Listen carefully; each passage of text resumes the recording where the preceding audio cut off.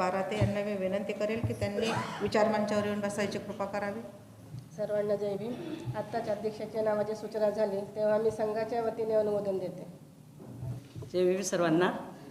आजचं अध्यक्षपद मी स्वीकारते आणि मला आज अध्यक्ष आयोजकांनी केलं त्याबद्दल त्यांचे धन्यवाद. आजच्या कार्यक्रमाचे वक्ते आहेत आपले नंदकिशोर रणवरे सर. त्यांनाही विनंती करते की त्यांनीही पुढे येऊन बसायचं.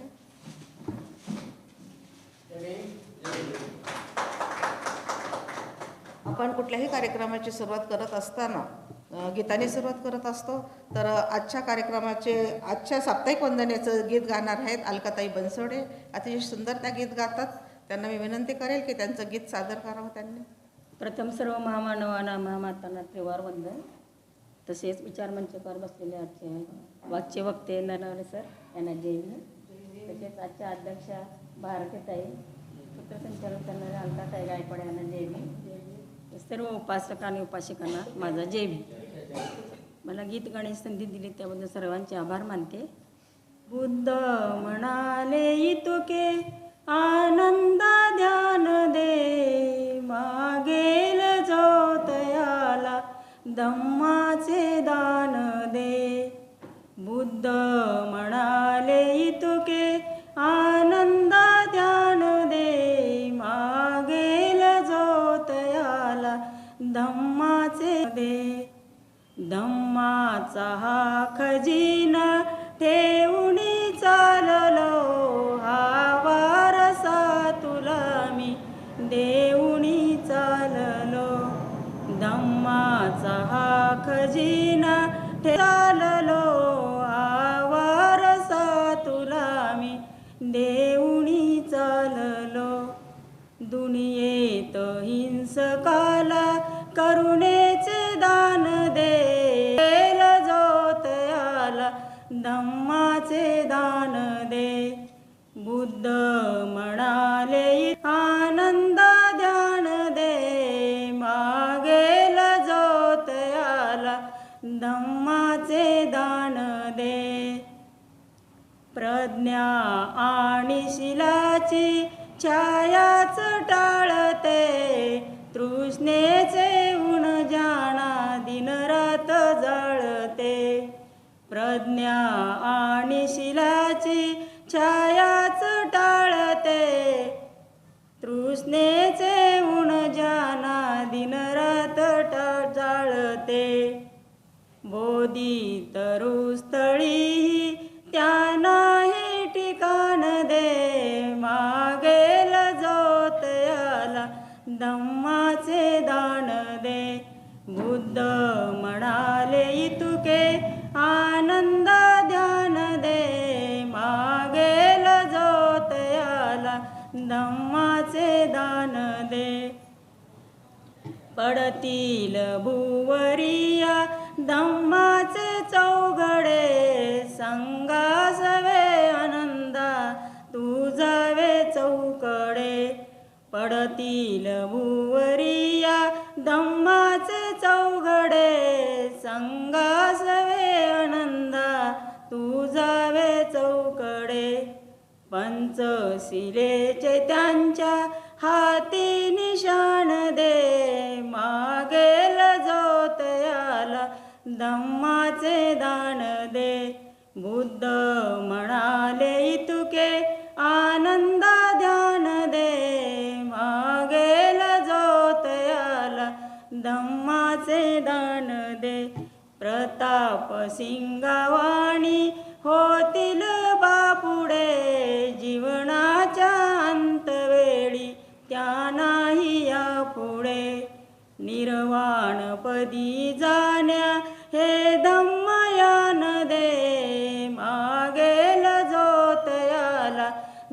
धम्माचे दान दे.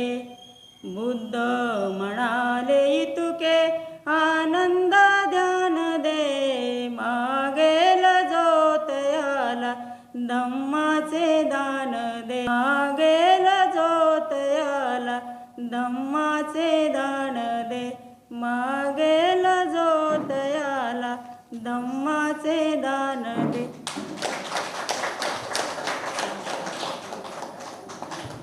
अतिशय सुंदर ताईंनी असं गीत गायलेलं आहे. आणि बघा आज जे आपल्याला वक्ते लावलेले आहेत, तर त्या वक्त्यांना साजेसं असं गीत आहे हे, मागेल जे त्यांना धम्माचं दान दे. आणि खरोखरच रणवरे साहेबांचा इतका गाढा अभ्यास आहे. आणि ते म्हणजे नुसतं आपल्या विहारातच प्रवचन देतात असं नाही आहे, तर ते बाहेर जाऊन सुद्धा, बाहेरच्या विहारांमध्ये जाऊन सुद्धा प्रवचन त्यांचं देत असतात. आणि तिथे सुद्धा त्यांचं धम्माचा जो अभ्यास आहे तो ते वाटत असतात. तर आजचे वक्ते आहेत आपले रणवरे सर. त्यांना मी म्हणेन, जर तुम्हाला एक वर्षाचं नियोजन करायचं असेल तर शेती करा. जर तुम्हाला 1 वर्षाचं नियोजन करायचं असेल तर शेती करा. जर तुम्हाला 10 वर्षाचं नियोजन करायचं असेल तर झाडे जगवा. जर तुम्हाला 100 वर्षाचं नियोजन करायचं असेल तर माणसं जोडा. आणि हेच काम आमच्या रणवरे सरांनी केलेलं आहे त्यांच्या धम्म कार्यातून. तर त्यांना मी विनंती करते, सर तुमचं ऐकण्यासाठी सगळे आतुर झालेले आहेत आणि तुम्ही तुमची सुरुवात करावी. सर्वांना सप्रेम जय भीम.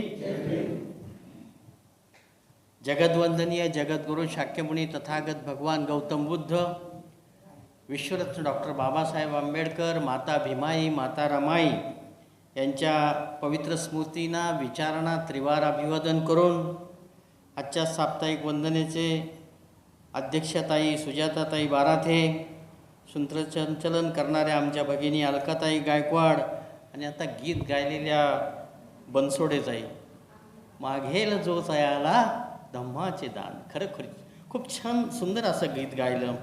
आजचा विषय आहे महासतीपठ्ठान, म्हणजे समाधानी आयुष्य जगणं, माइंडफुलनेस, मनाने समाधीने असलं पाहिजे. आणि भगवान बुद्धाची फिलॉसॉफीच मुळात ही आहे की तुम्ही या दुःखातून, आर्य अष्टांगिक मार्ग जो सांगितला की या पहिला काय आहे, दुःख आहे.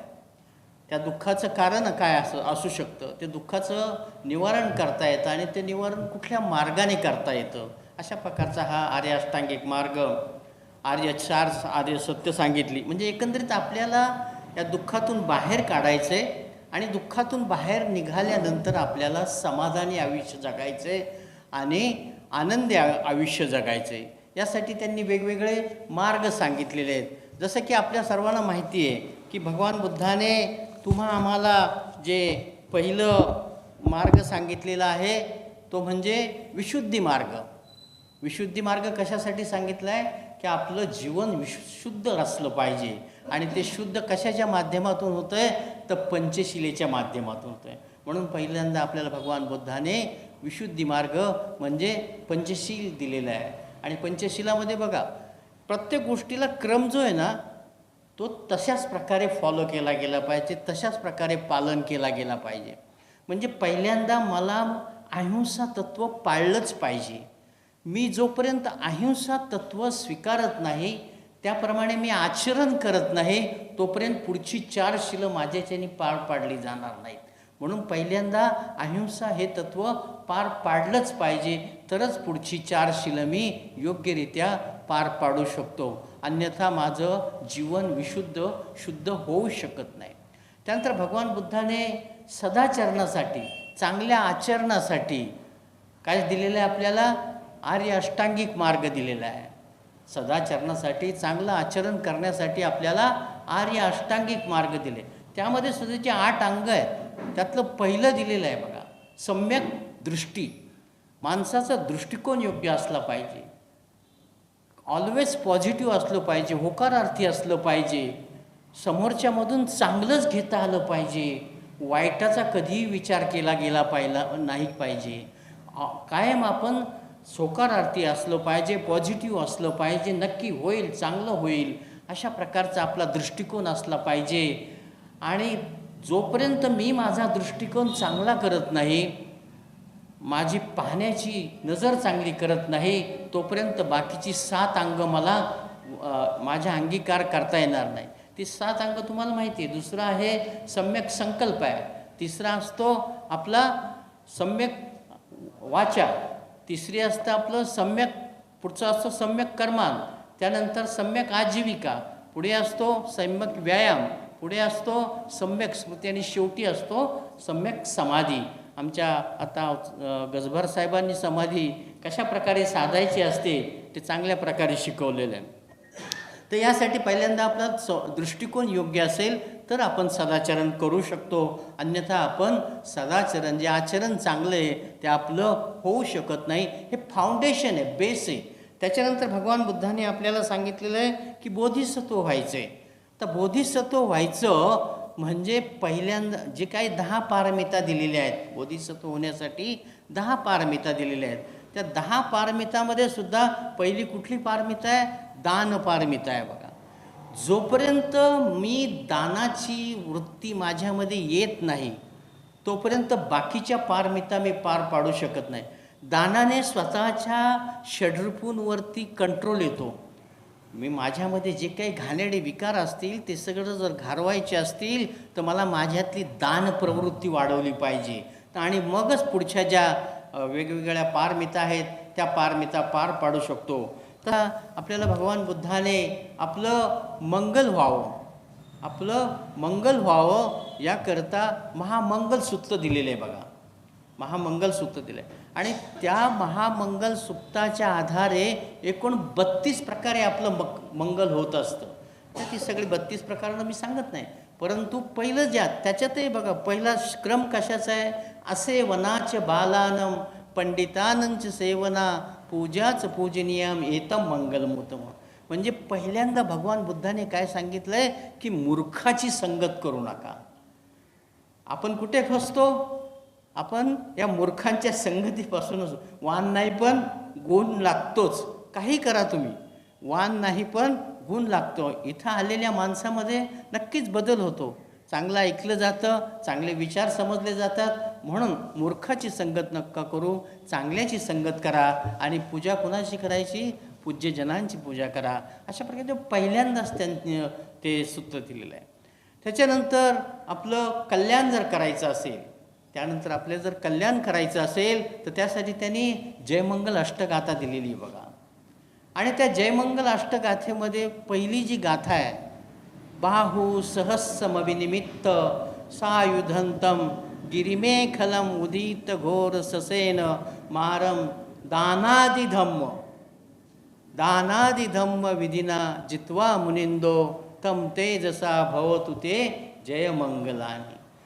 म्हणजे आपल्यामध्ये जे विकार ठासून भरलेले आहेत, मार म्हणजे त्याला मार म्हटलेला हा शब्द वापरलेला आहे. आपल्यामध्ये जे विकार ठासून भरलेले आहेत ते विकार जर काढायचे असतील, त्यांना जर दूर करायचं असेल तर उपाय काय दिला आहे त्यांनी? दानादिधम्म विधिना. म्हणजे दानाची प्रवृत्ती वाढवली पाहिजे. आणि दानादिधम्म, धम्म म्हणजे काय?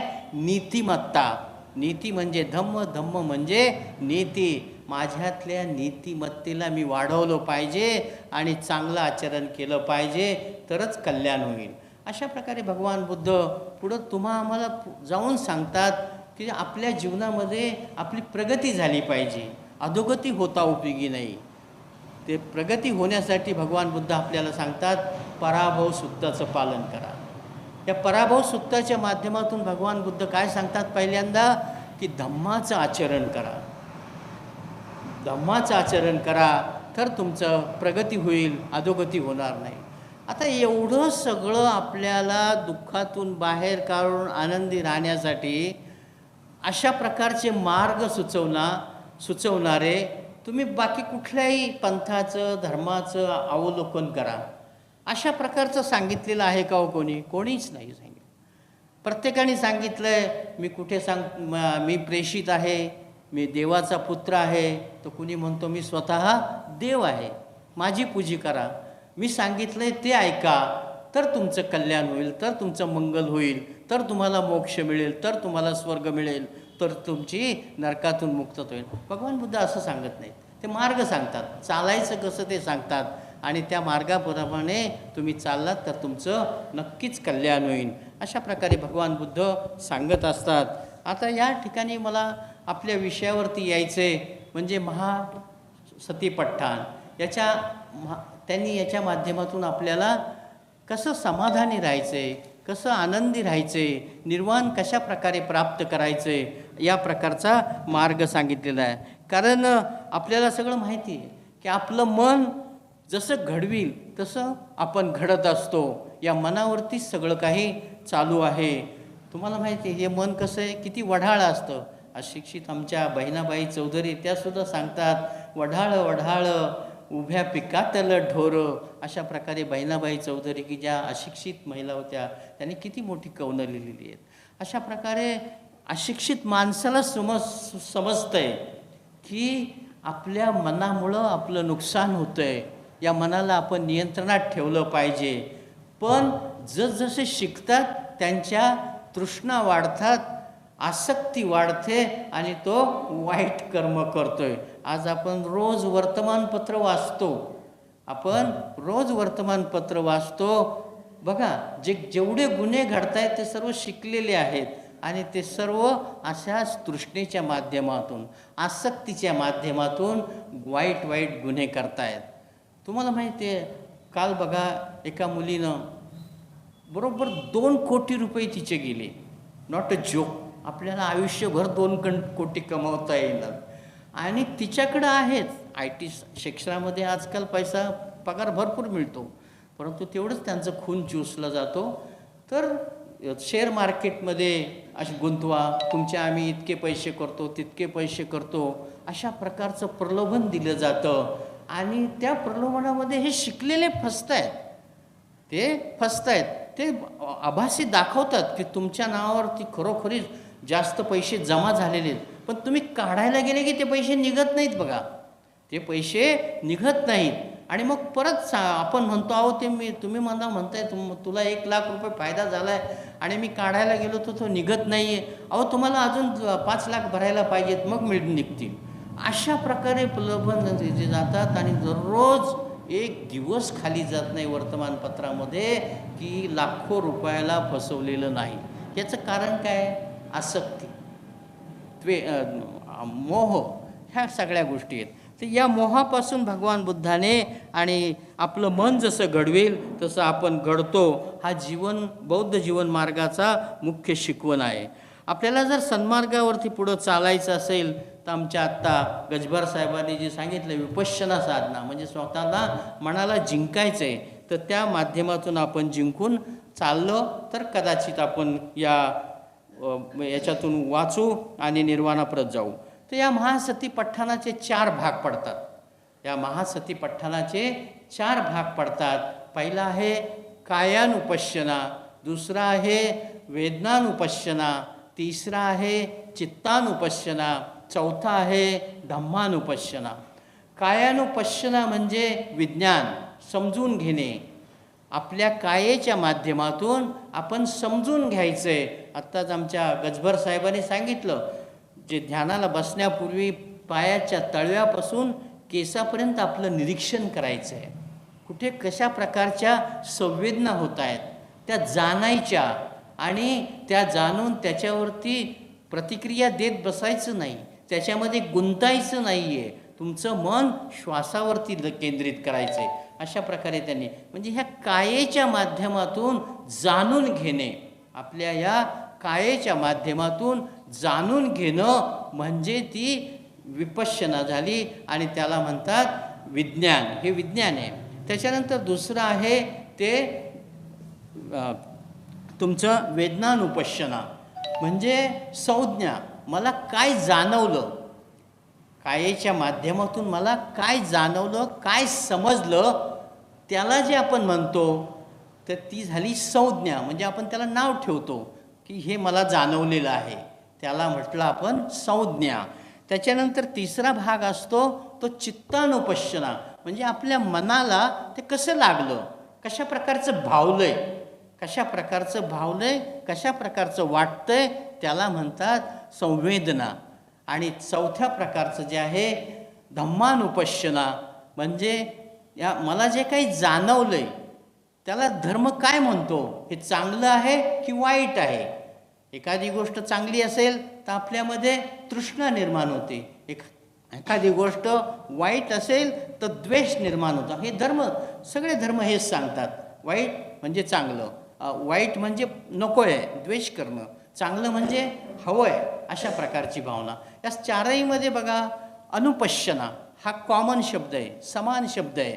म्हणजे जाणून घेणे, प्रत्येक ठिकाणी जाणून घेणे, कायेच्या माध्यमातून, तुमच्या संज्ञेच्या माध्यमातून जाणून घेणं असेल, चित्ताच्या माध्यमातून जाणून घेणं असेल, किंवा आपल्या संस्काराच्या माध्यमातून जाणून घेणं असेल, अशा प्रकारे आपण जाणून घ्यायचे. आता कायेच्या माध्यमातून सतत कार्यवाही हालचाल होत असते, परंतु जसं की ही सृष्टी पूर्ण अणुरेणूनं बनलेली आहे. हे सृष्टी, हे जग, हे विश्व अणुरेणूनं बनलेलं आहे. छोट्या छोट्या पार्टिकलच्या माध्यमातून ते बनलेलं आहे आणि त्या अनुभवती रेणू सातत्यानं फिरत असतो. आम्ही जरी आत्ता बसलेलो असलो, आपल्या शरीरामध्ये ही हालचाल सातत्यानं चालू असते. आणि ही हालचाल चालल्यामुळे, हालचाल निर्माण झाल्यामुळे काय होते, उष्णता निर्माण होते. आणि म्हणून माणूस जोपर्यंत जिवंत असतो त्याचं अंग गरम लागतं, आणि ज्या दिवशी तो मरतो त्याची हालचाल सगळी बंद झालेली असते, म्हणून त्याचं शरीर थंड लागतं. बघा, कुठल्याही मृत माणसाच्या शरीराला हात लावा, अगदी बर्फासारखं गार लागतं ते, त्याला काय त्या फ्रीजमध्ये ठेवण्याची आवश्यकता नसते. तर अशा प्रकारे ही सृष्टी सतत रिव्हॉल्युशन फिरत असते. आणि सगळ्यात मोठं उदाहरण जर आपल्याला पाहायचं असेल तर हे आपण ज्या पृथ्वीवरती उभं आहे, ही पृथ्वीसुद्धा 24 आवर्स फिरत असते आणि 24 तासामध्ये स्वतःभोवती एक चक्कर मारत असते. आणि या एका चक्करमध्ये दिवस आणि रात्र होत असतो. आणि 365 दिवसामध्ये या सूर्याभोवती एक चक्कर होत असते तिची. आणि या 365 दिवसामध्ये त्यामुळं काय होतात, 3 ऋतू निर्माण होतात. हिवाळा असेल, पावसाळा असेल, तुमचा उन्हाळा असेल. अशा प्रकारे हे सातत्यानं चालू असतं. आणि हे जाणून घ्यायचे, तर हे सर्व जाणून घेऊन शास्त्रज्ञांनी शोध लावले. आता आपण काय जाणायचे, तर आपली 5 ऑर्गन्स आहेत, आपले 5 अवयव आहेत. कान आहे, डोळे आहेत, नाक आहे, जीभ आहे आणि आपली त्वचा आहे. ह्या माध्यमातून आपल्याला जाणवलं जातं. जसं की आता कानाच्या माध्यमातून आपण जर जाणलं, कायानुपश्यना हा जो टॉपिक आहे याच्यामध्ये हे येतं, आपण जाणून घेतोय. आता कानाच्या माध्यमातून आपल्याला आवाज येतो. आता हा आवाज तुमच्यापर्यंत कसा येतोय, तर मी ज्या वेळेस बोलतोय त्यावेळेस समोरची जी हवा आहे ती कंपन पावत असते. हे कंपन आपल्याला दिसत नाही, पण जर हे कंपन पाहायचं असेल तर पाण्यामध्ये खडा टाकला तर छोट्या छोट्या लहरी निर्माण होतात. तशाच प्रकारच्या लहरी निर्माण होतात. त्या लहरी आपल्या कानापर्यंत येतात, कानाचा पडदा हलतो आणि मग आपल्याला ऐकायला येतं. आता बघा किती मोठा शोध लावला माणसाने. आजही अमेरिकेमध्ये एखाद्याचा मुलगा, आमचे वाघमारे साहेब असेल, आमचे जाधव साहेब असतील, बऱ्याचशा लोकांची मुलं बाहेरच्या देशामध्ये आहेत, तो मुलगा तिथून आपल्याला व्हिडिओ कॉलवरून इथं बोलू शकतो. हे कसं आहे, किती मोठ्या प्रकारचं तत्व. म्हणजे हे सगळं या हवेच्या आणि याचा उपयोग करून त्यांनी केलेलं आहे. हे किती स्पीडनं जातं माहिती आहे तुम्हाला, 1,86,000 पर सेकंद, एका सेकंदामध्ये याचा स्पीड असतो 1,86,000 मैल एक सेकंदाचा. सूर्याचं किरण निघाल्यापासून पृथ्वीवरती यायला हा वेग आहे 1,86,000 मैल पर सेकंद, इतका स्पीड असतो. अशा प्रकारे कानाच्या माध्यमातून आपल्याला ऐकायला येतं आणि आवाज समजतो की आवाज आलेला आहे. त्याचप्रमाणे आपल्या नाकाच्या माध्यमातून वास समजतो. त्या ज्या काही ग्रंथी असतात नाकातल्या, त्या ग्रंथीच्या माध्यमातून आपल्याला वासाचं ज्ञान होतं. त्याचप्रमाणे आपल्याला आपल्या जिभेच्या माध्यमातून, जिभेमध्ये ज्या ग्रंथी असतात त्या ग्रंथीच्या माध्यमातून चवीचं ज्ञान होतं. त्याचप्रमाणे आपल्या डोळ्याच्या माध्यमातून जो काय पडदा आहे त्या पडद्याच्या माध्यमातून आपल्याला दृश्य दिसतात. आणि त्याचप्रमाणे आपल्या कातडीच्या माध्यमातून, स्किनच्या माध्यमातून आपल्याला स्पर्श ज्ञान होतं. म्हणजे ही 5 अवयव आहेत, या 5 अवयवाच्या माध्यमातून आपल्याला ज्ञान होतं आणि हे ज्ञान आपल्या कोणाला कळतं? आपल्या मेंदूला कळतं, मनाला कळतं.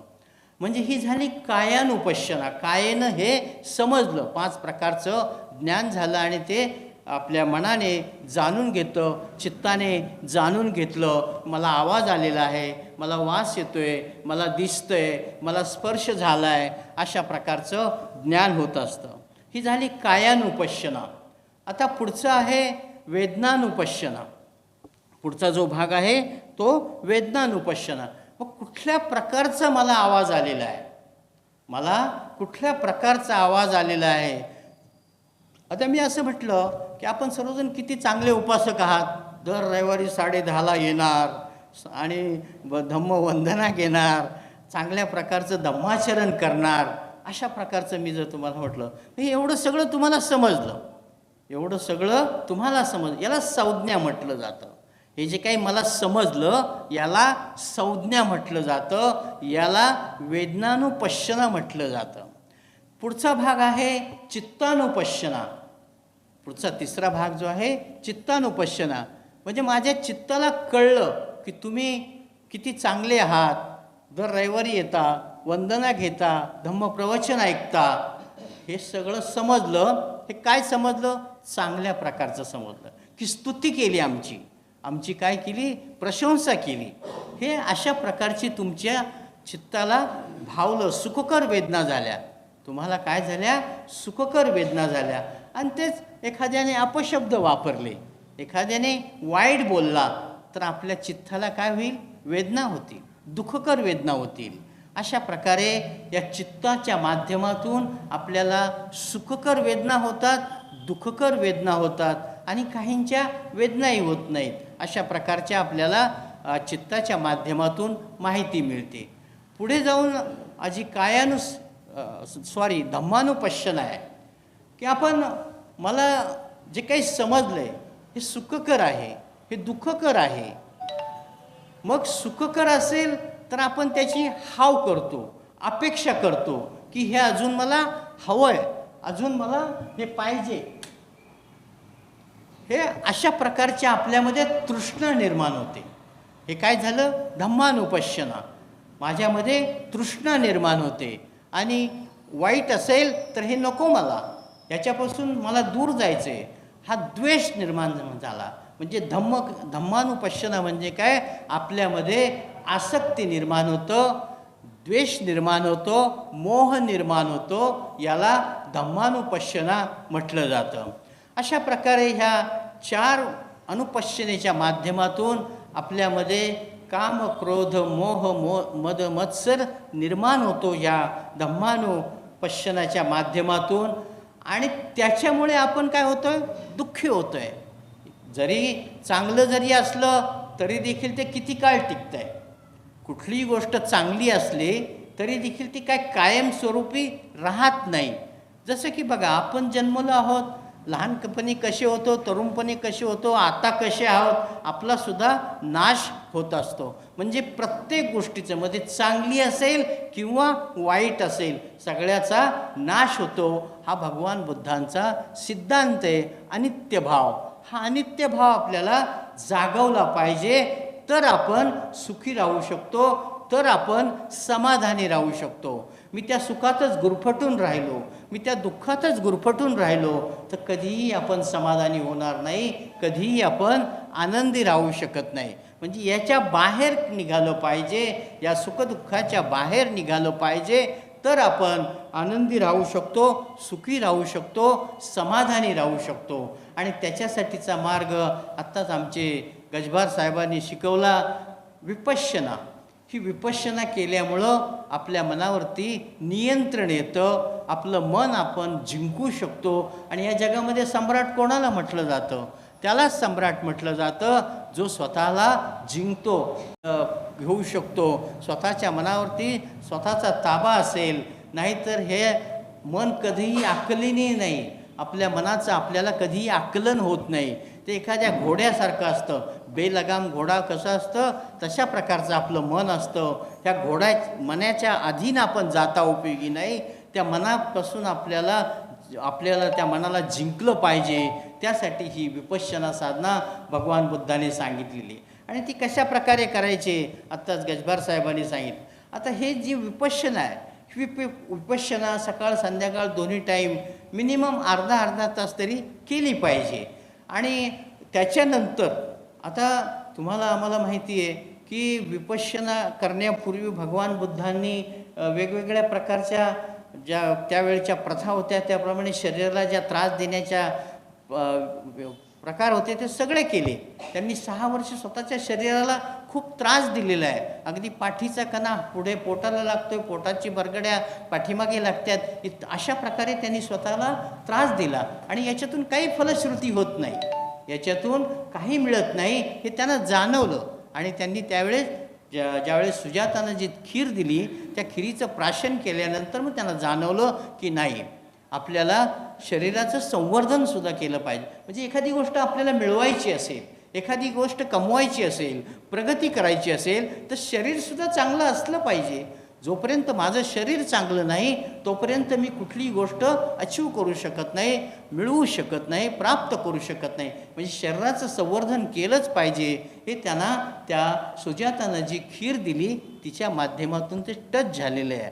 आणि खिरीमुळं लागलीच कशा प्रकारे माणसाला एनर्जी येते हेही तुम्हाला लॉजिक माहीत असेल. त्या खिरीमध्ये असते साखर, दूध, आणि साखर ही डायरेक्ट रक्तामध्ये शोषली जाते. तिचं चयापचय होत नसतं आणि डायरेक्ट रक्तात जसं ग्लुकोजचं पाणी दिलं की ते रक्तामध्ये जातं आणि माणसाला एक प्रकारची एनर्जी येते. हे विज्ञान आहे.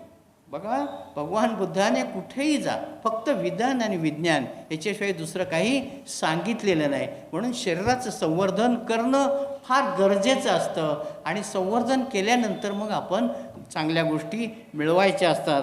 अशा प्रकारे ह्या विपश्यनाच्या माध्यमातून आपण आता विपश्यना हे प्रत्येक वेळेस फक्त हातघडी घालूनच बसूनच केली पाहिजे अशातला भाग नाही, अशातला काही भाग नाही. बाबासाहेब काय असे 24 तास कधी बसलेले नाहीत. तुम्ही बाबासाहेबांचा विश्वास होता विपश्यना पाहिजे, परंतु बाबासाहेब काय असे त्यांना तेवढी वेळच नव्हती मुळी.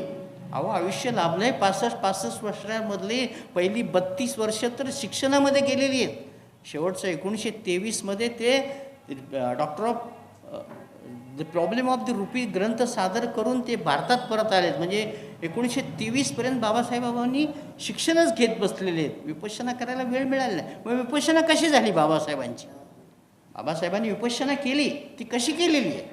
तर आपण जे काम करतोय, अभ्यास करतोय, माझं अभ्यास करताना त्या पानावरती पूर्ण लक्ष असलं पाहिजे आणि त्यामध्ये काय लिहिलं आहे हे मी माझ्या कॉम्प्युटरला फीड केलं पाहिजे, माझ्या मेंदूला मी फीड केलं पाहिजे.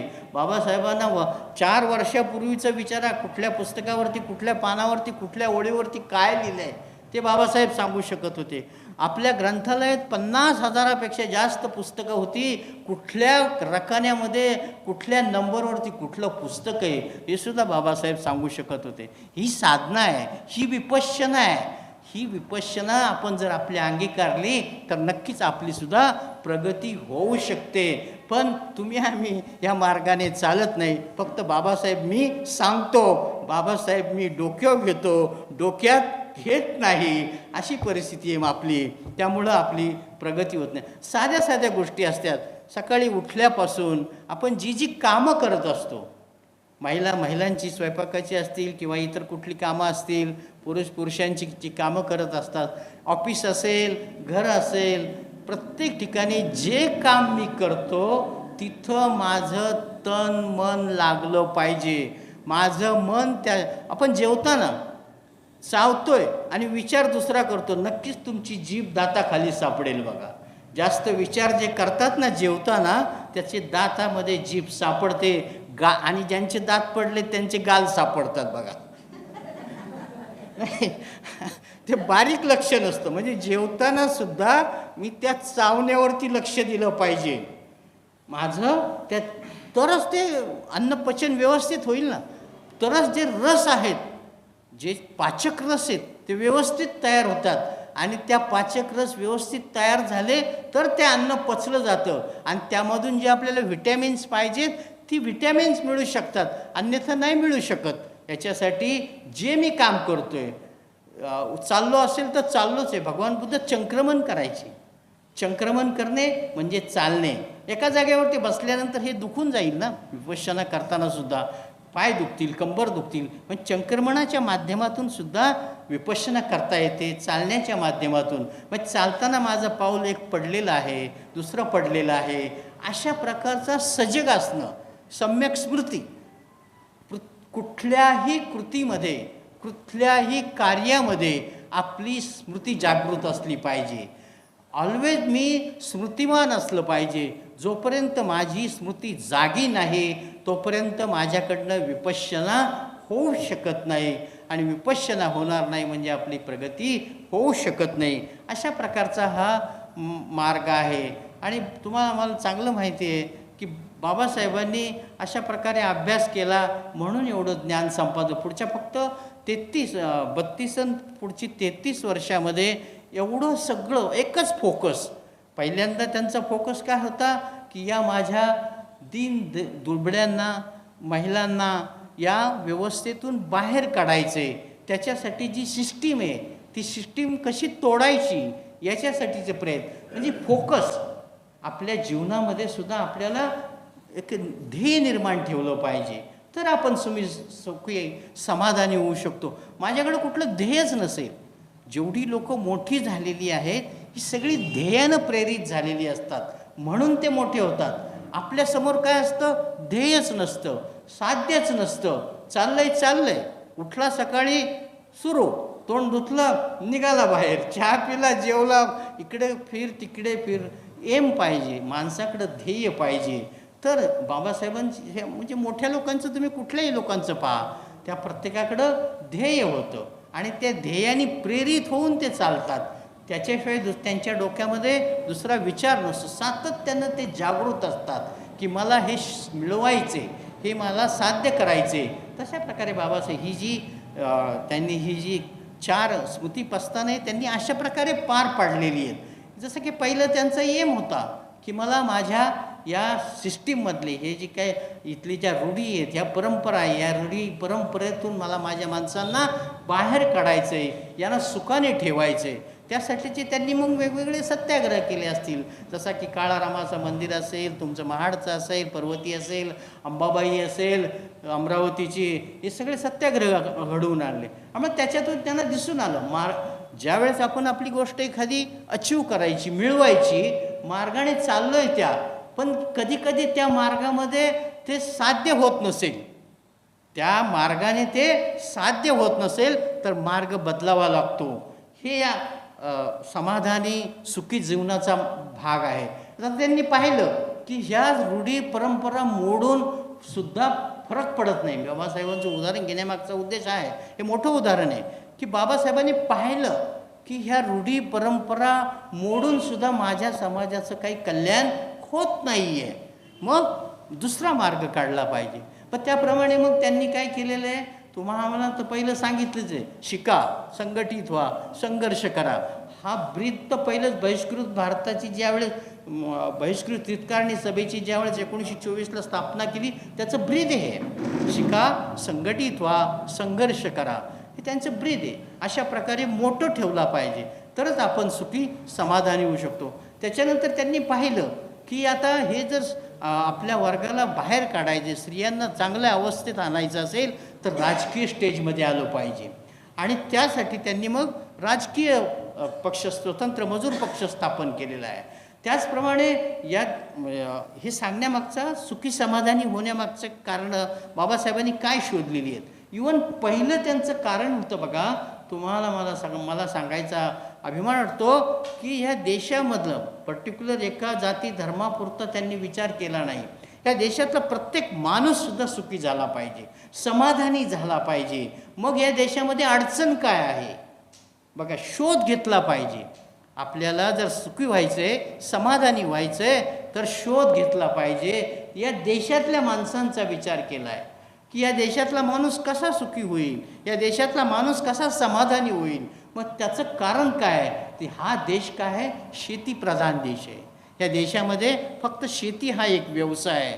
मग या शेतीला चांगली केली गेली पाहिजे. ही शेती कशा प्रकारे चांगली केली गेली पाहिजे, याच्यामध्ये काय अडचणी आहेत हे शोधलं त्यांनी आणि त्याप्रमाणे त्यांनी एक पुस्तक लिहिलेलं आहे, the small holdings and their remedies.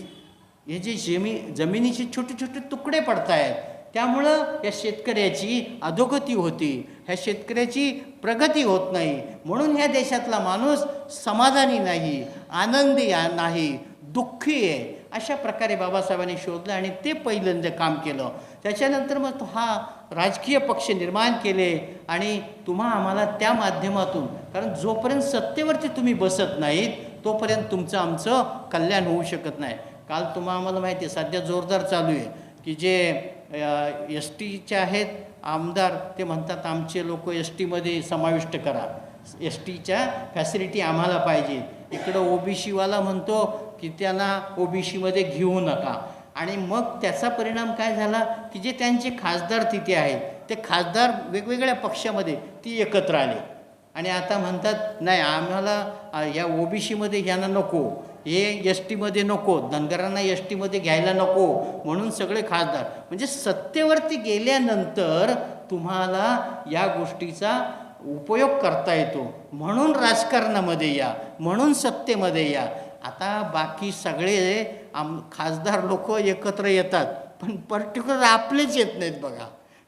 Ramdas Athawale बाळासाहेबांना वाईट बोलेल, बाळासाहेब रामदास आठवले. म्हणजे तुमची आमची नीतिमत्ता काही सुधारायला तयार नाही.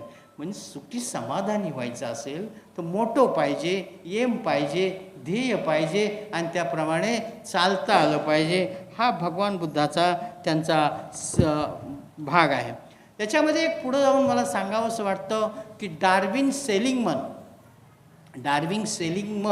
नावाचा एक मोठा मानसोपचार तज्ज्ञ आहे वेड्यांचा. आम्ही सगळे वेडे आहोत लक्षात ठेवा. आम्ही असं काही समजू नका की माझ्यामध्ये काही दोष नाहीत. प्रत्येकात काही ना काहीतरी दोष असतो बघा. म्हणजे आपण दगडच मारायला पाहिजे अशातला काही भाग नाही आहे. प्रत्येकाने दगडच मारायला पाहिजेत अशातला काही भाग नाही. प्रत्येकामध्ये गुणदोष असतात. काहींचे गुण जास्त असतात, काहींचे दोष कमी असतात, काहींचे दोष जास्त असतात, काहींचे गुण कमी असतात. म्हणजे प्रत्येक माणसाला काही ना काहीतरी कमी जास्त हे असतं. त्याच्यातून बाहेर काढायचे, त्याच्यातून त्याला बाहेर काढायचे. वाईट कसं काढता येईल आणि चांगलं कसं करता येईल त्याच्यासाठी जी सम्यक व्यायाम ही आर्य अष्टांगिक मार्ग आहे. म्हणजे जे आपल्यामध्ये चांगलं असतं ते वाढवायचं, जे नसेल ते घ्यायचं आहे. माझ्यामध्ये काय वाईट असेल ते मी टाकलं पाहिजे आणि जे वाईट नाहीच ते येऊ दिलं नाही पाहिजे. याला सम्यक व्यायाम म्हणत. तर डार्विन सेलिंगमन नावाचा एक मानसोपचारतज्ञ रोगतज्ञ आहे. ह्या रोगतज्ञाने बौद्ध फिलॉसॉफीच्या माध्यमातून सूत्र मांडलेलं आहे. या डार्विन सेलिंगमननं बौद्ध फिलॉसॉफीच्या माध्यमातून जगातल्या बहुतेक मानसरोग तज्ज्ञांनी बाबा भगवान बुद्धांची बौद्ध फिलॉसॉफी अंगीकारूनच आम्हाला ह्या जे मनोरुग्ण आहेत त्यांना त्याच्यातून बाहेर काढायचा प्रयत्न केलेला आहे. आता जो जास्त ठार वेडा असतो ना त्याला ती मग गोळ्या दिल्या जातात. त्या गोळ्या देण्या म्हणजे त्याचा मेंदू जरा सुस्त करणे, त्याला झोपवणं, अशा प्रकारची ती ट्रीटमेंट असते आणि त्याच्यातून त्याला हळूहळू काउन्सिलिंग करून बाहेर काढलं जातं. आणि आम्हासाठी बौद्ध धम्म आहे, आम्हासाठी बौद्ध धम्म आहे. आणि त्याच्यामागचं भगवान बुद्धाने बघा सांगितलेलं आहे की चांगलं कुणाला म्हणायचं की ज्याला कळतं की माझं या ठिकाणी चुकलेलं आहे, मी या ठिकाणी वाईट वागलेलो आहे, हे ज्याला कळतं तो चांगला. ज्याला कळतच नाही तो ना वाईट म्हणायचा. ज्याला कळतच नाही की मी चुकलो आहे, माझी स्वतःची चूक प्रत्येकाला कळली पाहिजे की मी कुठं चुकलो आहे तरच सुधारणा होते, अन्यथा होत नाही. म्हणून आपण अवलोकन केलं पाहिजे, समजून घेतलं पाहिजे. म्हणून सकाळपासून संध्याकाळी झोपेपर्यंत मी काय काय केलं आहे, मी सकाळी उठल्यापासून संध्याकाळी झोपेपर्यंत काय केलं आहे हे लिहून काढलं पाहिजे. त्याला डायरी म्हटलं जातं. आणि मग संध्याकाळी झोपताना त्याच्यावरती आपण फोकस टाकला पाहिजे, पाहिलं पाहिजे या ठिकाणी मी चुकलेलो आहे, या ठिकाणी बरोबर आहे. स्वतःची शाबासकी पण दिली पाहिजे असं नाही आहे, स्वतःला दूषणच दिलं पाहिजे अशातला भाग नाही. स्वतःला शाबासकी पण दिली पाहिजे. तर त्या डार्विन सेलिंगमननं सांगितले माणसं 3 प्रकारचे आयुष्य जगतात. भगवान बुद्धाच्या फिलॉसॉफीनुसार, तत्त्वज्ञानानुसार माणसं 3 प्रकारचं आयुष्य जगतात. आपल्या पहिलं आयुष्य असतं त्या आपण आपल्या सगळी इंद्रियांना जे हवं आहे ते पुरवण्याचे प्रयत्न करतो. मला जे हवं आहे ते मी माझ्या शरीराला पुरवण्याचा प्रयत्न करत असतो. त्याच्या माध्यमातून मी सुख शोधण्याचा प्रयत्न करत असतो, समाधान शोधण्याचा प्रयत्न करत असतो. आणि हे तेवढ्यापुरतं असतं. एकदा त्या इंद्रियाचं ते त्याला माझ्या जिभेला गोड मिळालं, गुलाबजामुन मिळाला, एक थोडा वेळ सुख लाभेल, नंतर ते निघून जाईल. म्हणजे तात्पुरती सुखं असतात. ही जी स्वतःच्या इंद्रियांना सुखावणी सुखं असतात ही तात्पुरती असतात, ही तेवढ्यापुरती असतात. हे एक प्रकारचं जीवन आपण जगत असतो बौद्ध फिलॉसॉफीच्या अनुषंगानं. त्याच्यानंतर दुसऱ्या प्रकारचं जीवन माणूस जगत असतो, तो म्हणजे हे अशा प्रकारचं जगत असताना स्वतःमध्ये चांगल्या प्रकारचे गुण निर्माण करणे, जे चांगले आहेत ते वाढवणे, याला दुसऱ्या प्रकारचं जीवन म्हटलं जातं. आणि जे नसतील ते चांगले गुण घेणं, वाईट असतील ते घालवणं, सम्यक व्यायाम, हे दुसऱ्या प्रकारचं झालं. आणि त्या माध्यमातून आपण जगत असतो, समाधानी राहत असतो, आनंदी राहत असतो. त्याच्यानंतर तिसऱ्या प्रकारचं आयुष्य आपण एक जगत असतो. आणि ते फार महत्त्वाचं आहे. प्रत्येकाला तिसऱ्या प्रकारचं आयुष्य जगता आलं पाहिजे. मी माझ्यामध्ये जे चांगले गुण आहेत ते वाढवलेत, नसतील ते घेतलेत, त्याचं संवर्धन केलं आहे. ते मी माझ्या एकट्यापुरता उपयोग करायचा नाही आहे. माझ्यामध्ये जे काही चांगलं घेतलेलं असेल, वाढवलेलं असेल, ते मी माझ्या एकट्यापुरतं त्याचा उपयोग न करता समाजासाठी त्याचा उपयोग केला पाहिजे. जसा की बाबासाहेबांनी त्यांनी जेवढं काही कमवलं आहे ते सगळ्यांसाठी देण्यासाठी कमवलं आहे. अशा प्रकारचं जीवन जगणं याला समाधानी आयुष्य म्हणतात, याला सुखी आयुष्य म्हटलं जातं. अशा प्रकारे वेगवेगळ्या मानसरोग तज्ज्ञसुद्धा भगवान बुद्धाच्या फिलॉसॉफीच्या माध्यमातून या जी काय आपल्यामध्ये चुका असतात त्या दूर करण्यासाठी प्रयत्न केले जातात. आणि आपल्याला बाबासाहेबांनी एवढा सगळा अभ्यास करून 20-22 वर्ष अभ्यास करून या बौद्ध धम्माचा आम्हाला याच्यामध्ये आणलेलं आहे. तरी देखील आजही बरेचसे लोक ते फॉलो करत नाहीत. कालची तुम्हाला उदाहरण माहीत असेल की नाही मला माहीत नाही, वर्तमानपत्रामध्ये होतं पहा की त्या बिहारमध्ये कालच्या 16-17 तारखेला 25 तारखेला बिहारमध्ये जीवित पुत्रिका एक सण आहे. यांच्याकडे फार सण आहेत, आपल्याकडं बी आहेत, पण त्यांच्याकडे बिहार UP यांच्याकडे फार सण असतात वेगवेगळे. तर जीवित पुत्रिका नावाचा एक त्यांनी परवाला सण साजरा केला. तर जीवित पुत्रिका म्हणजे काय, आपल्या मुलाचं कल्याण व्हावं, आपल्या मुलाचं कल्याण व्हावं, पर्टिक्युलर मुलाचं बरं का, मुलींचं नाही. म्हणजे काय प्रथा आहेत आमच्या देशामध्ये, मुलीला शून्य किंमत. या भारतामध्ये इतर देशामध्ये सुद्धा तीच परिस्थिती आहे, पण भारतामध्ये जे मेजॉरिटी जास्त आहे, स्त्रीला खूपच त्यागलेलं, म्हणून एवढे मागासलेपणा आहे. आज आम्ही जे मागासलो ना ते स्त्रीला मागासलेलं ठेवलेलं आहे, त्यामुळे एवढं झालं. स्त्रीला कुठं वावच दिलं नाही. मी काल एक पुस्तक आहे रावसाहेब कसबेचं भक्ती आणि धम्म, हे पुस्तक वाचतोय सध्या. तो स्त्रियांवरती इतके अनन्य अत्याचार त्यांनी ते दाखवलेले आहेत की आपल्या अंगावरती काटा उभा राहतो. काय आहे, किती बिभत्स प्रकार आहे, किती वाईट प्रकार आहे. कसा देश सुधारेल? आपली आई बहीणच जर सुधारली नाही तर बाकीचे कसे सुधारतील? इतकं घाणेरडं त्या पुस्तक, 800 पानाचं पुस्तक आहे. त्या माणसाने किती अभ्यास केला असेल त्याचं त्यालाच माहिती. इवन काल आपले जे सुदर्शन भंते आले होते ना, हे भंते म्हणजे ह्या रावसाहेब कसबेंचं एक मत झालेलं होतं की ह्या भंते लोकांचा काही उपयोग नाही आहे. रावसाहेब कसबे एवढा फार मोठा अभ्यासक आहे, अजून ते. त्या माणसाचं मत झालं होतं की ह्या भंते लोकांचा काही उपयोग नाही आहे. आणि ते स्वतः युनिव्हर्सिटीत अभ्यास करत असताना बनते सुदर्शन परवाला आलेले ते सुद्धा युनिव्हर्सिटीतच होते, युनिव्हर्सिटीच्या विहारामध्ये.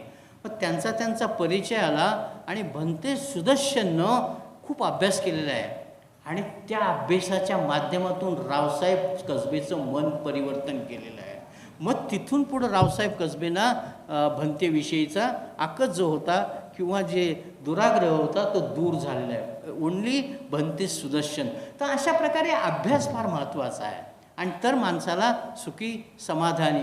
तर या देशामध्ये महिलांच्या बाबतीत खूप असं वाईट धोरणं होती, तिथपर्यंत जाऊ इच्छित नाही. आणि मग त्या जीवित पुत्रिका हा जो 25ला या बिहारमध्ये कार्यक्रम झाला त्यामध्ये मुलाचं कल्याण व्हावं यासाठी त्या आईनं पण आणि त्या मुलानं पण नदीमध्ये तळ्यामध्ये आंघोळ करायची. आणि त्या आंघोळीची एवढी गर्दी झाली 43 महिला आणि मुलं मेली. किती अंधश्रद्धा आहे. मानव आज अंतराळात फिरतोय. आजच्या घडीला ती सुनीता विल्यम्स आणि तिच्याबरोबर बुच नावाचा एक शास्त्रज्ञ आणि अजून 9 शास्त्रज्ञ आहेत, 11 शास्त्रज्ञ अंतराळात आहेत. आज गेली 4 महिने झालं 11 शास्त्रज्ञ आजही त्या अंतराळात आहेत. माणूस कुठं फिरतोय, माणूस काय करतोय आणि आमच्या भारतातली माणसं किती अंधश्रद्धेमध्ये गुंतलेली आहेत. कालसुद्धा तुमच्या बालाजीच्या प्रसादामध्ये भ्रष्टाचार तर कुठं करावा आम्हाला काही कळतच नाही. कुठून पैसे कमवायचे एवढंच आम्हाला कळतं.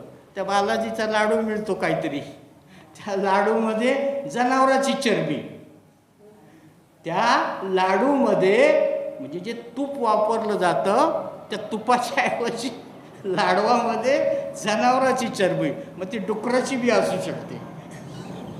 यांना काही भान नाही आहे. ज्यांना लुटायचे, ज्यांना चोऱ्या करायच्यात ना त्यांना काही भान नसतं. तो काही करून चोऱ्या करणार, माऱ्या करणार. आणि एवढी मोठी देवस्थानं म्हणतात आमची जागृत आहेत, म्हणजे कसे काय व झोपलेले असतात काय कळत नाही. तुळजाभवानीचे करोडो रुपयाचे दागिने चोरी गेलेत.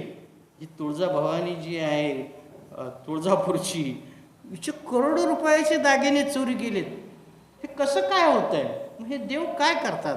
कोल्हापूरची सुद्धा अंबाबाई जी आहे, मला कुठल्या देवाला, पण माणसांना का कळत नाही? माणसांना का कळत नाही? समाधानी राहायचे, सुखी राहायचे तर हा मार्ग नाही. काल झालं ते झालं. आज मला कळायला पाहिजे ना की कशामध्ये सुख आहे, कशामध्ये समाधान आहे, कशाने प्रगती होते, हे मला समजायला पाहिजे. आणि अजूनही आम्हाला समजत नाही. याला कारण काय? हे राजकीय लोक आहेत, हे मागं लावतात. प्रत्येक राजकीय नेता घरामध्ये मोठमोठाले. आता माणसाला कुठं हत्तीचं तोंड लागल का हो? किती बी ऑपरेशन केलं तर ते हत्तीचं तोंड कुठं माणसाच्या बॉडीवरती बसेल का? तर देखील आमचा पंतप्रधान म्हटला मुंबईमध्ये की आमच्याकडं किती मोठी डेव्हलपमेंट होती, किती मोठी सर्जरी होती, आम्ही हत्तीचं तोंड माणसाला लावलं. आमचा पंतप्रधान म्हणतो. मग तुमच्या आमच्यासारखी तर काहीच नाही हो. ती त्याच्यामुळे त्याच्या मागं जातात. हा प्रकार आहे. तर तो मनोहर जोशी गेले बिचारे, आपल्या महाराष्ट्राचे मुख्यमंत्री होते. ते म्हणले खरंच गणपती दूध पितोय. आणि अक्षरशः त्या दिवशी अख्ख्या महाराष्ट्रात किती दूध त्या गणपती. आता सिंपल लॉजिक आहे, ते सुकलेलं असतं, सुकलेली गोष्ट सक करते. जे ओलं असतं, पाणी असतं ते सक करते. सुकलेली गोष्ट ओल्यात ओलं सक होणार नाही, परंतु कोरडी गोष्ट सक करते, शोषून घेते. त्याप्रमाणे ते शोषलं. आणि मनोहर जोशी मुख्यमंत्री म्हणतात ना गणपती दूध पिला. तर अशा प्रकारे आपल्याला याच्यामध्ये गुरफडवलं जातं. आणि खरा धर्म कोणता आहे, खरं समाधान कशात आहे, कशामध्ये ज्ञान आहे, हे आम्हाला कळतच नाही आहे. आणि जे चांगलं आज या भारतामध्ये एवढा मोठा 2500 वर्षापूर्वी भगवान बुद्धाने सांगितलं आहे की तुम्ही त्या देव आहे किंवा नाही, आत्मा आहे किंवा नाही, ह्या भानगडीत पडताच कशाला? बरं आहे तर काय फायदा होतोय? काहीच नाही. सांगा ना कुठल्या देवाने कुणाला वाचवले? आमचेही लोक खूप देवाची शब्द भक्ती करत होते, पण कधी आमच्या माणसाला त्यांनी वाचवलं आहे का? कधीच नाही. आजही आमचे ते पोतराज चाबूक घेऊन फिरतात. एक चाबूक घेऊन फिरणारा बाबासाहेब अभ्यास करत असताना राजघराच्या बाहेर तो पोतराज चाबूक मारत होता स्वतःला, आणि बाबासाहेब अभ्यास करत असताना त्यांना डिस्टर्ब झालं. बाबासाहेबांनी नोकराला सांगितलं की त्याला बोलवून आण. तो नगरचा मातंग समाजाचा माणूस होता. तो आला, भीत आला राजगृहामध्ये. बाबासाहेबांनी हे काय करतोयस तू? काय नाही म्हणे, पोट पाण्यासाठी करायला लागतं. अरे हे कशाला करतो तू? कामधंदा कर, माझ्याकडे पैसे नाही आहेत. त्याकडे 1935च्या 36च्या सदस्य काळामध्ये बाबासाहेबांनी त्याला 1000 रुपये दिले. आहे दानत केवढी मोठी, 1000 रुपये 35-36 साली त्या मातंगाला दिले. त्याने गावाला जाऊन हॉटेल काढलं, चहा विकू लागला. आणि 56ला ज्यावेळेस बाबासाहेब गेले त्याला कळलं, तो तिथून आला. आणि सगळ्यात जास्त तो रडत होता.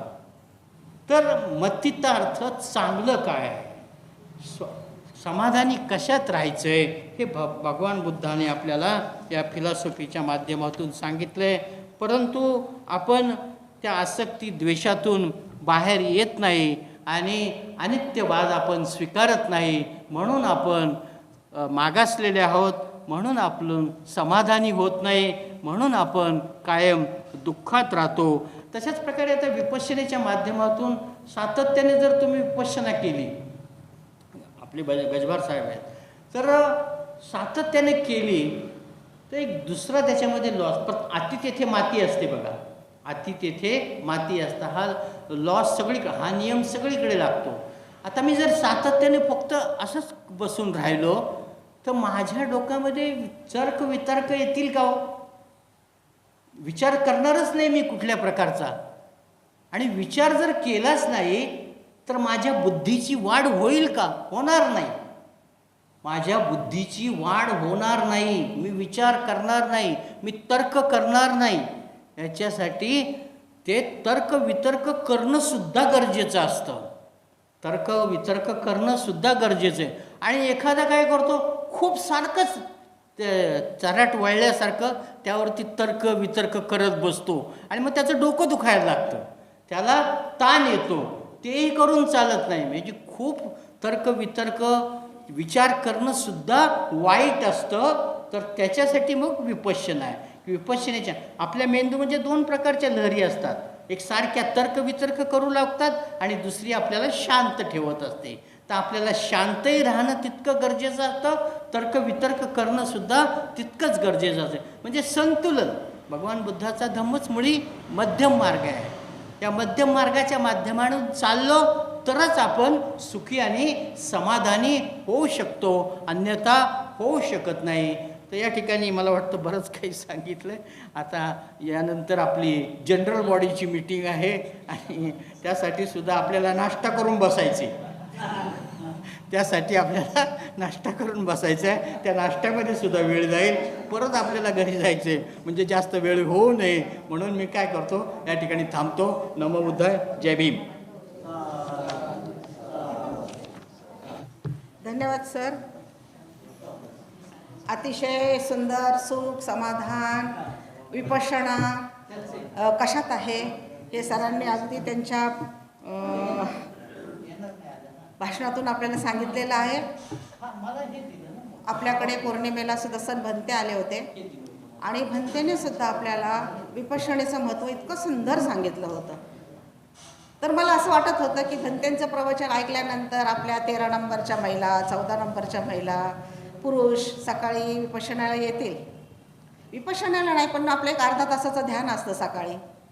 आणि त्यानंतर आज सरांनी सुद्धा इतकं सुंदर विपश्यनेबद्दल सांगितलेले. ज्यांनी विपश्यना केली त्यांना ते चांगलं समजलं आहे आणि नाही केली त्यांनासुद्धा समजलं. कारण वारंवार आपल्या विहारामध्ये ध्यान वर्ग होत असतो आणि दररोज सकाळी 6:30 वाजता किंवा 7:30 वाजता तुम्ही म्हणाल तो टायमिंग गजबर सर आपल्याला द्यायला सुद्धा तयार आहेत.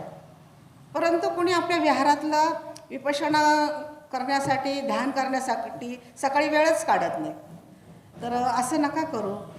ध्यान वर्ग एवढा मोठा हॉल आहे आपला, केवढं मोठं सेंटर चालू शकतं, विपश्यना सेंटर चालू शकतं आपल्या इथं. तर त्या हॉलचा उपयोग करायला पाहिजे. नाही सकाळी जमलं तर संध्याकाळी एखादा वर्ग आपण घेऊ शकतो, पण विपश्यना ही झाली पाहिजे. किती छान महत्त्व सरांनी आत्ता सांगितलं. आणि परवा भंतेंनी सुद्धा अतिशय सुंदर, सुदर्शन भंतेंचं नाव घेतलं. रावसाहेब कसबेंच्या पुस्तकात मी सुद्धा त्यांचं नाव वाचलेलं आहे सर. त्यांनी त्यांचं नाव टाकलेलं आहे सुदर्शन भंतेंचं. खूप अभ्यासू आहे सुदर्शन भंते, आणि आपण त्यांना वेळोवेळी आपल्या इथं बोलवतो सुद्धा, आमंत्रित करतो त्यांना प्रवचनासाठी. तर सगळ्यांनी खरंच मनावर घ्या. सकाळी जास्त वेळ नाही, तुम्ही फिरत फिरत आलात आणि 7 वाजता विपश्यनेला बसलात, 7:30-8पर्यंत तुम्ही घरीही जाताय, आपली विपश्यनाही होते आणि दिवसाची सुरुवातसुद्धा चांगली होते. तर पुढे जाऊन मी म्हणेन, आपल्या आज खरं तर आपला असा विषय होता की धम्मनायिका हा विषय होता, परंतु अचानक विषय रमाच्या घरी काही दुर्घटना घडल्यामुळे ती गावी गेलेली आहे आणि त्यामुळे सरांनी सत्यपठाण हा विषय घेतला आहे. अतिशय सुंदर त्यांनी मांडला तो विषय आपल्याला. त्याच्यातून आपल्याला त्यांनी म्हणजे बरंचसं विपश्यनाबद्दल पण माहिती दिलेली आहे. तर पुढे आपल्याला आपल्या अध्यक्षाच्याकडून थोडंसं धम्मनायिकेबद्दल त्या थोडंसं बोलणार आहेत. तर मी आपल्या कोणाला सर सूचना, अध्यक्ष भाषणाच्या अगोदर नाही ना, ठीक आहे. प्रेम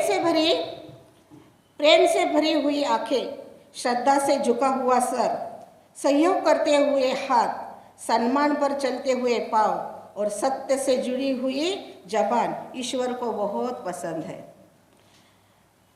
असेही आज आपल्याला व्यक्तिमत्व आपल्याला भेटलेले आहेत. ते आहेत कायम दान धर्म करणारे, कधीही कोणाचं मन न दुखवणाऱ्या आमच्या बाराथेताई, ज्या आपल्याला आज अध्यक्ष म्हणून लाभलेल्या आहेत. त्यांच्यासाठी जोरदार टाळ्या. संपूर्ण विश्वाला शांतीचा संदेश देणारे तथागत भगवान गौतम बुद्ध, भारतीय घटनेचे शिल्पकार महामानव बोधिसत्व डॉक्टर बाबासाहेब आंबेडकर, क्रांतीसूर्य महात्मा ज्योतिबा फुले, माता रमाई भीमाई सावित्रीबाई यांना त्रिवार वंदन. तसेच आजचे वक्ते रणवरे साहेब यांना सप्रेम जय भीम. सूत्रसंचालन करणारे अलकाताई यांना सप्रेम जय भीम. विहारचे अध्यक्ष अशोक अवसरे यांना सप्रेम जय भीम. तसेच सर्व उपासक उपासकांना सप्रेम जय भीम. मी थोडंसं धम्मनायिकेवर थोडक्यात घेऊन आणलेले. आजच्या काळात बुद्धांच्या विचाराने प्रभावित झालेली एक आदर्श समाजव्यवस्था होती. या आदर्श समाजव्यवस्थेत स्त्रियांना अतिशय आदराचे स्थान होते. यात आम्रपालीचे उदाहरण फार महत्त्वाचे आहे. आम्रपाली ही वैशालीची नगरवधू व गणिका होती, तरी तिला समाजात तिच्या चारित्र्यामुळे सन्मानाचे स्थान प्राप्त झाले होते. प्रत्यक्ष भगवान बुद्धाने तिच्या घरी जेवणाचे निमंत्रण स्वीकारले. ती एक धम्मनायिका होऊन गेलेली आहे. धम्मदान करण्यात आणि भिक्खूंना दानधर्म करण्यात विशाखाची दानधर्मता सर्व विख्यात आहे. तसेच सुप्रियाने एका आजारी भिक्खूसाठी आपल्या शरीराचे मांस कापून त्याचा काढा तयार करून दिला. ह्या दानधर्माचा कळसच ठरवावा. कुंडलकेशा आणि पट्टाचाराने आपल्या पसंतीनुसार जोडीदार निवडला होता. परिस्थितीने त्यांना साथ दिली नाही, म्हणून त्या डगमगल्या नाहीत. बुद्ध विचाराने त्यांना सन्मार्ग लाभला. विद्वांनासुद्धा समाजात सन्मानाचे स्थान होते. प्रत्यक्ष महाप्रजापती गौतमी यांचे आदर्श उदाहरण आहे. महाप्रजापतीच्या प्रयत्नाने स्त्रियांना संघात प्रवेश मिळाला. अरहंतपद प्राप्त करण्याची संधी लाभली. स्त्रियांच्या मुक्तीसाठी असलेला हा विचाराचा मौलिक ठेवा बौद्ध वाङ्मयात आढळतो. तसेच आज सर्वात प्रथम गजबार सरांनी ध्यान घेतलं, तर ते खूप सुंदर ध्यान घेतलेलं आहे. आणि आपल्या अलका बनसोडे यांनी बुद्ध म्हणाले इतुके दानाविषयी खूप सुंदर गीत गायलेलं आहे. आणि रणवरे साहेबांबद्दल जर बोलायचंच म्हटलं तर त्यांनी संपूर्ण बौद्ध म्हणजे आपला धम्म त्यांनी आपल्यासमोर मांडलेला आहे. त्यांनी आर्य अष्टांगिक मार्ग सांगितला, विशुद्धी मार्ग, पंचशील, दान, महामंगलसूत्र, जय मंगल अष्टगाथा, महापत्ती पठ्ठाण, विपश्यना, विज्ञान आणि बाबासाहेबांबद्दल त्यांनी त्यांचे विचार मांडलेले आहेत आपल्यासमोर. तसंच मला आता एक जिवंत उदाहरण असं सांगायचं आहे की कालच मला रोकडेताई सांगत होत्या की त्यांच्याकडून नात्यातले एक जण लेडीज वारली, तर एका ब्राह्मणाकडे त्यांचा मुलगा गेला आणि त्या ब्राह्मणांनी त्यांना सांगितलं की ह्यांच्यासाठी तुम्ही यज्ञ हवन योग काय काय काय काय करा. त्या माणसाने ब्राह्मणाने 5 लाख रुपये घेतले त्याच्याकडून आणि त्यांनी त्याच्यानंतर ती व्यक्ती गेल्यानंतर तो मुलगा म्हणाला की माझ्याकडनं तुम्ही एवढे पैसे घेतले आणि माझी आई जिवंत झाली नाही, मग ती जिवंत होण्यासाठी मी तुम्हाला एवढे पैसे दिले, तर मग तुम्ही जिवंत करू शकला नाही. तो ब्राह्मण तिथून पळून गेला. मग त्याच्या लक्षात आलं की ह्या जगामध्ये देव नाही. तर हे कालच मला त्यांनी रात्री सांगितलं. त्या असे कितीतरी लोक विश्वास ठेवतात अजूनही. तर मी थोडक्यात आता हे संपूर्ण तुमच्यासमोर मांडलेलं आहे आणि मला बोलायची संधी दिल्याबद्दल सगळ्यांचे आभार मानते. अध्यक्षपद स्वीकारल्याबद्दल सगळ्यांच्या अध्यक्षपद मला दिल्याबद्दल आभार मानते. जय भीम, नमो बुद्ध. विचार करायला लावण्यासारखी गोष्ट आहे आणि आपल्या रणवरे सरांनी सुद्धा आज आपल्याला विचार करायला लावलेला आहे की असा कोणता डॉक्टर आहे की तो माणसाच्या डोक्यावर हत्तीचं मुंडकं बसू शकेल. तर घरी जाऊन खरोखरच विचार करावा की ह्या खऱ्याच आहेत का ह्या गोष्टी. तर हे विचार करायला आपल्याला रणवरे साहेबांनी आपल्याला सांगितलं आहे. तसं ताईंनी आज उदाहरण दिलेलं आहे की 5 लाख रुपये म्हणजे काय छोटी रक्कम नाही आहे आणि कोणी कोणाला जिवंत करू शकत नाही. पुढे आपल्याला आता पुढे जाऊन आपल्याला बघा मला एक छोटंसं सांगायचं आहे की आपलं विहार हे प्रगतिशील विहार आहे. आपल्या विहारामध्ये 12 वर्ष एक अध्यक्ष राहू शकतो. हे फक्त आपल्याच विहारात होऊ शकतं बरं का. टाळ्या वाजवा. आपल्या विहारामध्ये ध्यान होऊ शकतं ते फक्त गजबर साहेबच छान घेऊ शकतात. त्यांच्यासाठी टाळ्या. आभाराचं काम अजून बाकी आहे, ते दुसरे करणार आहेत, पण जे चांगलं काम करतात त्यांची स्तुती झाली पाहिजे. भारतीय बौद्ध महासभेमध्ये आपल्या मोरेताई अध्यक्ष म्हणून गेल्या, आपल्या विहारातूनच गेल्या, त्यासाठी टाळ्या. आपल्या विहारामधून भिसे सर अध्यक्षपदापर्यंत पोचले, त्यांच्यासाठी टाळ्या. आपल्या विहारातून खरात साहेब हे समता सैनिक दलाचे महत्त्वाच्या ठिकाणी होते, त्यांच्यासाठी टाळ्या. आपल्या विहारामध्ये एकही महिला अशी नाही की तिला बोलता येत नाही, त्यांच्यासाठी टाळ्या. आपल्या विहारामध्ये ऑल महाराष्ट्रामध्ये रमाई गेली, तिच्यासाठी टाळ्या. आपल्या विहारामधून चांगले चांगले वक्ते बाहेर जाऊन बोलतात, दळवीताई, आपले रणवरे सर, बगाडे सर, आणि त्यांच्यासाठी सुद्धा टाळ्या. आपल्या विहारामध्ये नाकले सरांसारखी वंदना कोणाचीच पाठ नाही, त्यांच्यासाठी टाळ्या. आपल्या विहारामध्ये आपले दुसरे नाकले ज्यांच्यासारखे कबीराचे दोहे कोणीच बोलू शकत नाही, त्यांच्यासाठी टाळ्या. आणि शेवटचा सत्कार असा आहे, गजबार मॅडम ह्या आपल्या विहारातून राष्ट्रीय स्तरावर कोषाधीश म्हणून त्यांची निवड झाली, त्यांच्यासाठी टाळ्या. म्हणजे किती प्रगती आहे आपल्या विहाराची. आणि आपल्या महिला ह्या राष्ट्रीय आपल्या गजबार मॅडम राष्ट्रीय कोषाध्यक्षपदी त्यांची निवड झालेली आहे, त्यासाठी त्यांनी उभं राहायचं आहे, सगळ्यांना दाखवायचं कोण आहे गजबार मॅडम. त्या धम्ममित्र आहेत आपल्या विहारामध्ये, त्या धम्ममित्र सुद्धा आहेत आपल्या विहारामध्ये. त्या इंग्लिशचा क्लास घेतात. संघटक चालवणारी पहिली महिला आहे आपली. कुणीही पुढाकार घेतलेला नाही, परंतु आपल्या गजबार मॅडमने पुढाकार घेऊन त्या आपलं पूर्ण संघटक जे आपल्या वरती कम्प्युटर आहे त्या कम्प्युटरचं पूर्ण काम करतात आहेत. त्या कौतुक करण्यासारखं आहे. रिटायर झालो की घरी बसणं हे महत्त्वाचं नाही, धम्माला झोकून देणं हे महत्त्वाचं आहे. तर खरोखरच दळवीताई असतील, गायकवाड मॅडम असतील आणि गजबार मॅडम असतील, अनेक माझ्या सगळ्या महिला असतील ज्या रिटायर झाल्या, त्या कधीही घरी बसल्या नाही.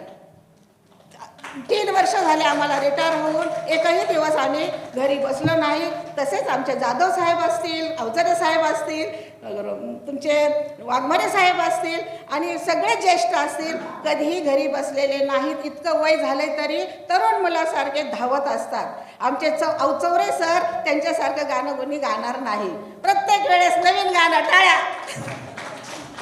जर चुकून माकून कोणाचं बोलायचं राहून गेलं असेल, कधीतरी आपल्या माणसाचं कौतुक आपण केलं पाहिजे, हो ना. आणि आपल्या माणसाला शाबासकी ही दिलीच पाहिजे.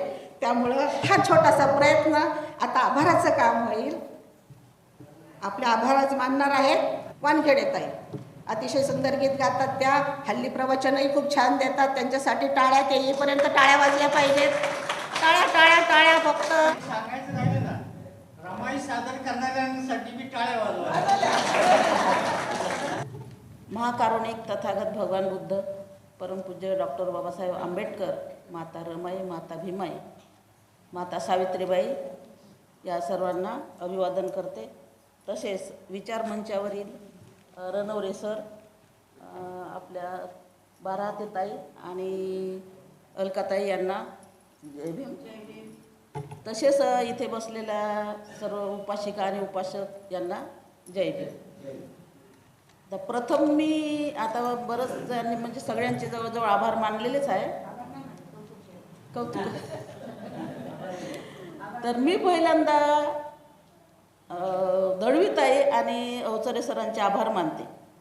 कारण अवचरे सरांनी महिलांना प्राधान्य दिलं बरोबरीनं, आणि आपल्या दळवीताईंनी आम्हाला म्हणजे माईक समोर बोलण्याचं धाडस दिलं. त्याबद्दल मी आधी त्यांचे आभार मानते.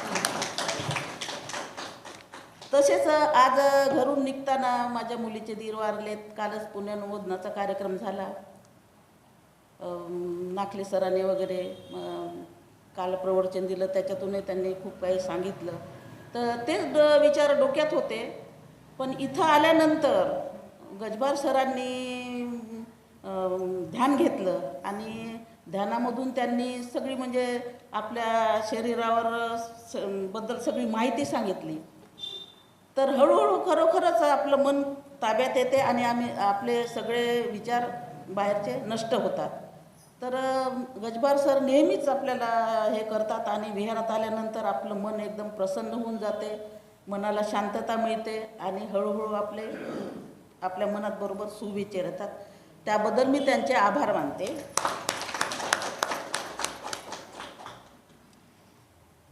नंतर आपल्या अलकाताई, त्या नेहमी दरवेळेस नवीन नवीन गाणे बोलतात. त्यांचा आवाज पण चांगला आहे.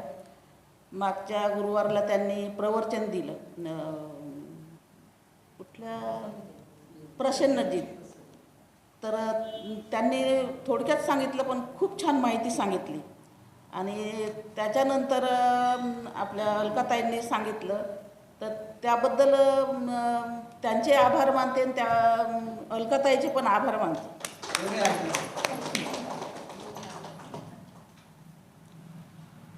नंतर आजचा आपला विषय होता महासती पठाण, समाधानी जीवन जगण्याचा मार्ग. आता रणवरे सराबद्दल काय बोलायचं, ते काल, आज आणि उद्या हे जे बोलतात तर ते ऐकतच राहावं असं वाटतं, इतकं छान बोलतात. आणि आजचा विषय इतका चांगला होता की सुरुवातीला त्यांनी आत्ताच मी जे लिहिले शब्द तेच आता बाराते त्यांनी सांगितलं. त्यांनी सांगितलं की बुद्धाने आपल्याला विशुद्धी मार्ग सांगितला, त्यांनी आपल्याला पंचशील सांगितले, सदाचरणाचा आर्य अष्टांगिक मार्ग सांगितला, बोधिसत्व होण्यासाठी 10 पारमिता सांगितल्या, महामंगल सांगितले, जयमंगल अष्टगाथा सांगितल्या, आणि काया वाचा मन याबद्दल त्यांनी इतकी छान माहिती दिली. त्यांचं पूर्ण प्रवचन होईपर्यंत सगळे अगदी शांत स्तब्ध बसले होते. तेव्हा सरांचे आभार मानते. आणि काय त्याचप्रमाणे आपल्या अध्यक्ष, त्यांच्याकडे कुठलाही विषय दिला तरी त्याला न्याय देतातच. तर आज त्यांनी थोडक्यातच सांगितलं धम्मनायकांनी कोणते कोणते कार्य केले, धम्मनायका कशा होऊन गेल्या पूर्वीच्या बुद्धाच्या काळात, त्यांनी त्याबद्दल माहिती सांगितली. आणि म्हणजे थोडक्यातच सांगितलं. आणि कुठली माहिती सांगितली त्यांनी आता, कुठली ती एक रोकडेताईंचं बघा. म्हणजे कसं खरंच सरांनी सांगितलं की आपला बाहेरचे देश कुठं चालले, लोक कुठं चालले आणि आपण कुठं आहोत, हे सगळं म्हणजे अंधश्रद्धेवर आहे. त्याला काही थारा देऊ नये. त्याबद्दल आपल्या यांचे आभार मानते बाराते ताईचे. आता सूत्रसंचालन करणाऱ्या अलकाताई, आता त्याबद्दल काय सगळेच बोलतात, सगळ्यांना माहीतच आहे, सारखं सारखं सांगण्यात काही हे नाही. पण का त्यांचं काय कशाबद्दल सांगायचं, म्हणजे प्रवचन देतात, सूत्रसंचालन करतात, कुठलाही विषय द्या, कुठल्या विषयावर म्हणजे जरी त्यांना वेळेवर जरी कुठला विषय दिला तरी त्याबरोबर त्या विषयाला न्याय देतात. तेव्हा अलकाताई खूप खूप आभार. आणि सगळे इथले उपासक आणि उपासिका, आज उपासिका बऱ्याच बसलेल्या आहेत, बऱ्याच आलेल्या आहेत.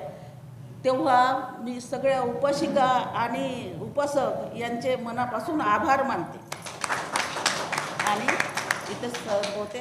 जय भीम.